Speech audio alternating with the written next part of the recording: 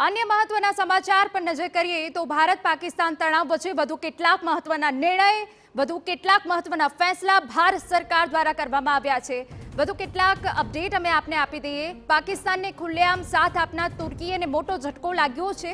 તુર્કીની company સેલેબીનો contract રદ કરાયો હોવાની વિગતો છે। અમદાવાદ મુંબઈ સહિત દેશના 9 એરપોર્ટનું સંચાલન કરતી હતી સેલેબી કંપની। સુરક્ષાના કારણોને ધ્યાનમાં લઈ નાગરિક ઉડ્ડયન મંત્રાલયે કરાર રદ કરી દીધો।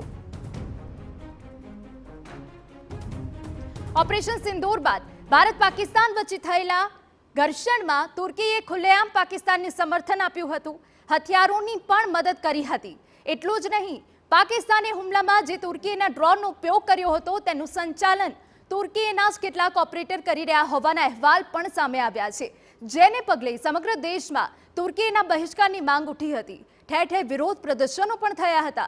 લોકોએ ન માત્ર તુર્કીના પ્રવાસ રદ કર્યા પણ સાથે ત્યાંથી આવતી વસ્તુઓનો પણ બહિષ્કાર કર્યો। ત્યારે હવે કેન્દ્ર સરકારના નાગરિક ઉડ્ડયન મંત્રાલયે પણ અત્યંત મહત્વનો નિર્ણય લેતા તુર્કીને મોટો ઝટકો આપ્યો છે। ભારતના અમદાવાદ, મુંબઈ, દિલ્હી, કોચીન, કુન્નૂર, બેંગલુરુ, હૈદરાબાદ, ગોવા અને ચેન્નઈના 9 એરપોર્ટ પર ગ્રાઉન્ડ હેન્ડલિંગ એજન્સી તરીકે કામ કરતી તુર્કીની એજન્સી સેલેબી એવિએશનનું લાયસન્સ રદ કરી દેવાયું છે। મૂળ સેલેબીની પેટા કંપની Celebi airport services India private લિમિટેડનું સિક્યુરિટી ક્લિયરન્સ તાત્કાલિક અસરથી રદ કરવામાં આવ્યું। કંપનીને નવેમ્બર 2022માં સિક્યુરિટી ક્લિયરન્સ આપવામાં આવ્યું હતું। નાગરિક ઉડ્ડયન મંત્રાલય દ્વારા જણાવાયું છે કે આ પ્રતિબંધ માટે તેમને દેશભરમાંથી વિનંતી મળી હતી અને દેશની સુરક્ષા તેમજ હિતને ધ્યાનમાં રાખી આ નિર્ણય લેવાયો છે।